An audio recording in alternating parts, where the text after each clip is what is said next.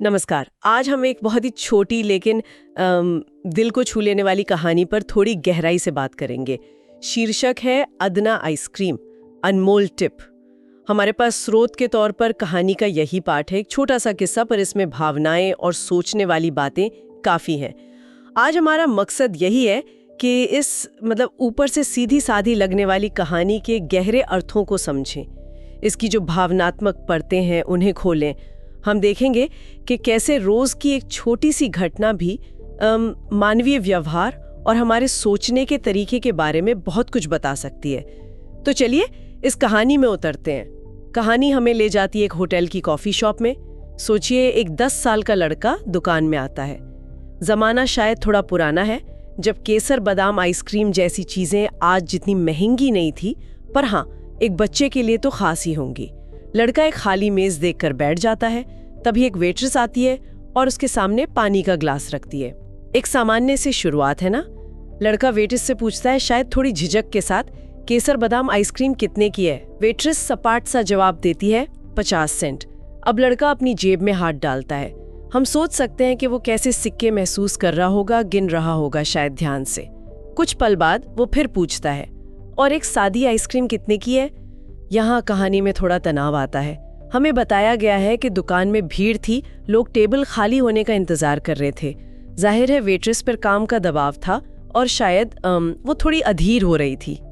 उसका अगला जवाब थोड़ा रूखा सा है, थोड़ी तेज आवाज में, 35 सेंट। हाँ, इसमें थोड़ी बेरुखी या जल्दबाजी झलकती है। ये मानवीय भी है, दबाव में अक्सर हम ऐसा कर जाते हैं। यही कहानी एक अहम मोड़ लेती है। लड़का एक बार फिर अपनी जेब में सिक्के टटोलता है, हिसाब लगाता है। उसके दिमाग में क्या चल रहा होगा? क्या वो सिर्फ कीमत देख रहा है या कुछ और? आखिरकार वो फैसला करता है, मैं सादी आइसक्रीम लूंगा। वेट्रेस आइसक्रीम लाती है, बिल मेज पर रखती है और चली जाती है। शायद उसने इस छोटे ग्राहक पर ज्यादा ध्यान ही नहीं दिया होगा। लड़का अपनी आइसक्रीम खत्म करता है, काउंटर पर पैसे देता है और दुकान से बाहर। यहाँ तक तो सब कुछ बहुत सामान्य लगता है ना? हाँ बिल्कुल। एक बच्चा आया, आइसक्रीम खाई, पैसे दिए, चला गया। रोज होता होगा ऐसा। सही कहा, रोजाना हजारों कैफे में ऐसा होता होगा। लेकिन असली कहानी तो अब शुरू होती है। उस लड़के के जाने के बाद कुछ देर बाद जब वेट्रेस उस मेज को साफ करने वापस आती है, तो वो कुछ ऐसा देखती है कि वो स्तब्ध रह जाती है। लिखा है कि उसकी आंखों में आंसू आ जाते हैं। आंसू? ऐसा क्या देख लिया उसने? उसने देखा कि इस आइसक्रीम के खाली कटोरे के ठीक बगल में बड़े करीने से, ध्यान से सजाकर 15 सेंट रखे हुए थे। अच्छा, ये उस 10 साल के लड़के की तरफ से उसके लिए टिप थी। ओह, तो ये थी वो अनमोल टिप। हाँ, यहीं आकर कहानी अपना असली रंग दिखाती है। ये 15 सेंट सिर्फ सिक्के नहीं है, ये एक प्रतीक बन जाते हैं। जो बात यहाँ सबसे ज्यादा ध्यान खींचती है वो है उस बच्चे की सोचने की प्रक्रिया। उसने सिर्फ ये नहीं देखा कि उसके पास 50 सेंट के आइसक्रीम के पैसे हैं या 35 सेंट के। उसके दिमाग में एक और हिसाब चल रहा था। हाँ, ये दिलचस्प है। वो सिर्फ अपनी पसंद और जेब के बीच तालमेल नहीं बिठा रहा था। बिल्कुल नहीं। ऐसा लगता है कि उसने ये हिसाब लगाया कि अगर वो अपनी पसंदीदा वो महंगी वाली केसर बादाम आइसक्रीम लेता है तो क्या उसके पास वेटर्स को टिप देने के लिए पैसे बचेंगे। अच्छा। और जब उसे लगा कि नहीं बचेंगे तो उसने अपनी पसंद को बदला। उसने सादी आइसक्रीम चुनी ताकि वो 15 सेंट बचा सके टिप देने के लिए। ये तो कमाल की बात है। एक 10 साल के बच्चे से इस स्तर की सामाजिक समझ और जिम्मेदारी की उम्मीद थोड़ी मुश्किल है। हम तो सोचते हैं बच्चे बस अपनी इच्छाओं पर ध्यान देते हैं। सही कहा। और यही कहानी का विरोधाभास, वो कॉन्ट्रास्ट उभरता है। एक तरफ वो बच्चा है जिसके पास पैसे कम हैं, फिर भी वो दूसरे के बारे में सोच रहा है, सेवा के लिए आभार दिखाना चाह रहा है। दूसरी तरफ वो वेट्रेस है जो शायद काम के बोझ से या थकान से थोड़ी अधीर और असंवेदनशील हो गई थी। ये स्थिति हमें सोचने पर मजबूर करती है कि परिपक्वता या विचारशीलता उम्र की मोहताज नहीं होती। क्या हम ये कह सकते हैं कि लड़के ने वेट्रेस की अधीरता या रूखेपन को महसूस किया होगा और फिर भी टिप देने का फैसला किया, या उसने सिर्फ एक सामाजिक रस्म निभाई जैसे बड़ों को करते देखा हो? ये गहरा सवाल है। कहानी हमें उसके मन की सीधी बात तो नहीं बताती, लेकिन उसके काम का जो वजन है वो बताता है कि ये महज रस्म अदायगी से ज्यादा था। 15 सेंट उसके लिए शायद बड़ी रकम थी। हाँ, केसर बादाम आइसक्रीम छोड़ने के बराबर। बिल्कुल। ये त्याग दिखाता है कि एक सचेत निर्णय था, शायद सहानुभूति से प्रेरित या कम से कम सेवा के मूल्य की एक बुनियादी समझ से। उसने वेट्रेस के व्यवहार को शायद व्यक्तिगत तौर पर नहीं लिया, बल्कि अपनी तरफ से सही काम करने पर ध्यान दिया। और वेट्रेस की प्रतिक्रिया, वो आंसू क्यों आए होंगे? क्या सिर्फ आभार था या कुछ और भी? मुझे लगता है उन आंसुओं में कई भावनाएं मिली होंगी।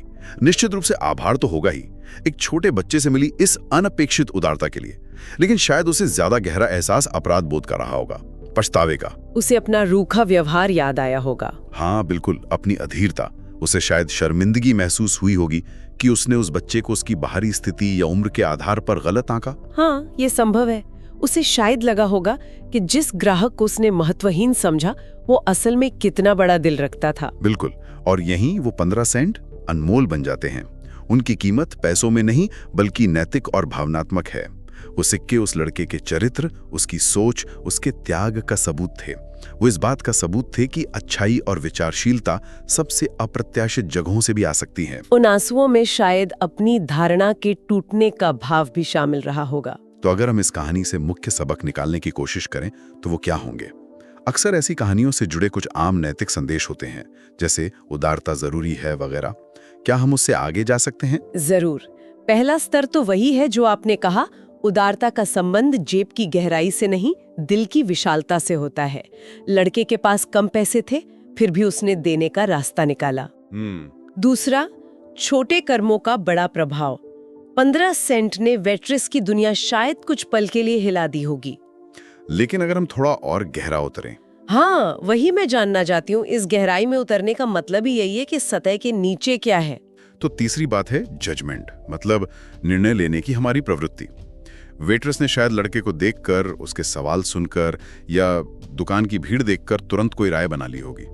शायद ये बच्चा शरारती है या सिर्फ टाइम पास कर रहा है या उसके पास पैसे नहीं होंगे। हाँ, ये होता है स्टीरियोटाइपिंग जिसे कहते हैं। हाँ, ये पूर्व निर्धारित धारणा बनाने की मानवीय कमजोरी है।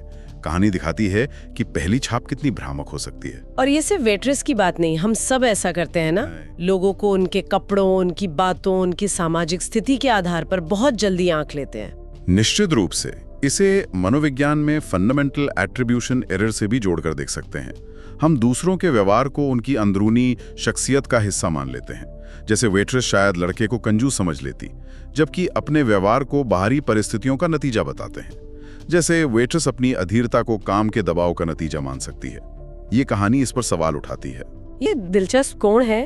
और क्या है? एक और महत्वपूर्ण पहलू है नजरिया, यानी पर्सपेक्टिव का बदलना।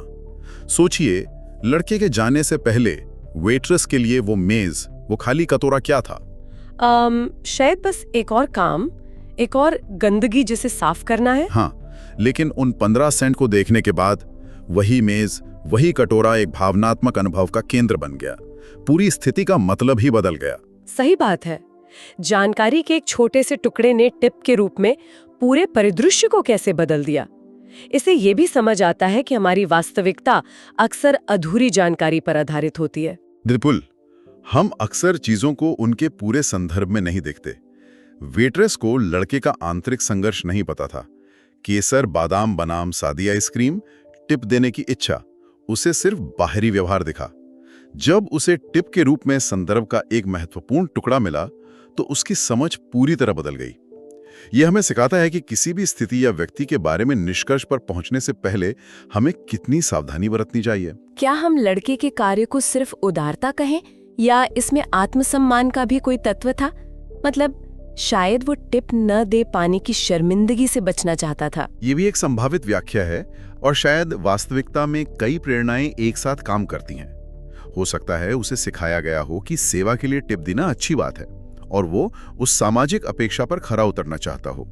ये उसके आत्मसम्मान से जुड़ा हो सकता है, लेकिन जिस तरह उसने अपनी पसंद का त्याग किया वो सिर्फ सामाजिक दबाव से ज्यादा लगता है।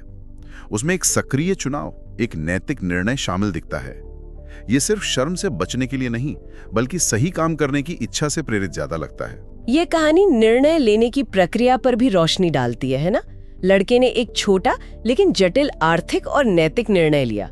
उसने विकल्पों का मूल्यांकन किया। हाँ, आइसक्रीम का स्वाद, कीमत, टिप देने की क्षमता, और फिर एक चुनाव किया। हाँ, और ये दिखाता है कि आर्थिक निर्णय हमेशा पूरी तरह तार्किक नहीं होते। उनमें भावनाएं, सामाजिक मूल्य और व्यक्तिगत सिद्धांत भी शामिल होते हैं। लड़के का निर्णय सिर्फ उपयोगिता अधिकतम करने का मामला नहीं था, बल्कि इसमें उसकी अपनी नैतिक संहिता भी झलकती थी। उसने अल्पकालिक सुख मतलब केसर बादाम का स्वाद, उस पर दीर्घकालिक संतुष्टि यानी सही काम करने का एहसास उसको प्राथमिकता दी। इसे हम विलंबित संतुष्टि, डिलेड ग्रेटिफिकेशन के एक रूप में भी देख सकते हैं, हालांकि यहाँ संदर्भ थोड़ा अलग है। तो ये कहानी हमें व्यक्तिगत स्तर पर क्या सोचने को कहती है? हमारे अपने जीवन के लिए इसमें क्या संदेश है? मेरे ख्याल से सबसे बड़ा संदेश है ध्यान देने का, अपने आसपास की दुनिया पर, लोगों पर, उनके अनकहे संघर्षों पर, और हाँ, अपने खुद के पूर्वाग्रहों पर ध्यान देना। ये कहानी हमें याद दिलाती है कि हर व्यक्ति के व्यवहार के पीछे एक कहानी होती है जिसे हम शायद नहीं जानते। सही कहा। और हमारे छोटे छोटे कार्य भी दूसरों पर गहरा असर डाल सकते हैं, सकारात्मक भी और नकारात्मक भी।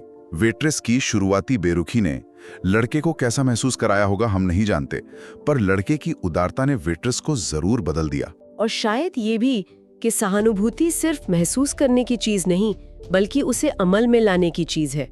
लड़के ने शायद वेट्रेस की मेहनत को समझा और उस समझ को एक ठोस कार्य, टिप देने में बदला। बहुत अच्छा कहा। सहानुभूति को क्रिया में बदलना ही करुणा है, कंपैशन। कहानी दिखाती है कि करुणा के लिए बड़े साधनों की जरूरत नहीं, सिर्फ इरादे की जरूरत होती है। वो 15 सेंट उस लड़के की करुणा का भौतिक रूप थे। इस कहानी की सादगी ही इसकी सबसे बड़ी ताकत है। कोई बड़े नाटकीय मोड़ नहीं, कोई असाधारण पात्र नहीं, बस एक छोटी सी घटना जो मानवीय स्वभाव की जटिलताओं को उजागर करती है। हाँ, और शायद इसीलिए ये इतनी प्रभावशाली है। ये हमें अपनी रोजमर्रा की जिंदगी में ऐसे पलों को पहचानने के लिए प्रेरित करती है। हो सकता है हम हर रोज ऐसी स्थितियों से गुजरते हों, कभी लड़के की भूमिका में, कभी वेट्रेस की, और हमें पता भी न चलता हो। सचमुच एक छोटी सी कहानी, लेकिन सोचने के लिए कितना कुछ दे गई। इसने हमें उदारता, निर्णय, पूर्वाग्रह, सहानुभूति और नजरिए के कई पहलुओं पर विचार करने का मौका दिया। तो अब हम इस चर्चा को समेटते हैं। कहानी अदना आइसक्रीम अनमोल टिप ने हमें दिखाया कि कैसे साधारण पलों में भी गहरे अर्थ छिपे हो सकते हैं। और जाते जाते श्रोताओं के लिए एक विचार छोड़ना चाहूंगा। जरा सोचिए, हमारे अपने जीवन में दिन प्रतिदिन की भागदौड़ में ऐसे कितने 15 सेंट वाले पल होते होंगे। किसी की अनकही उदारता, किसी का अनदेखा संघर्ष, या हमारी अपनी कोई जल्दबाजी में की गई टिप्पणी या बना ली गई धारणा। क्या हम उन पलों को पहचान पाते हैं? क्या हम रुककर उस पूरी तस्वीर को देखने की कोशिश करते हैं जो पहली नजर में दिखाई नहीं देती? शायद इस एक सवाल पर विचार करना ही हमें अपने आसपास की दुनिया और उसमें मौजूद लोगों को थोड़ी और गहराई और सहानुभूति से देखने में मदद कर सकता है।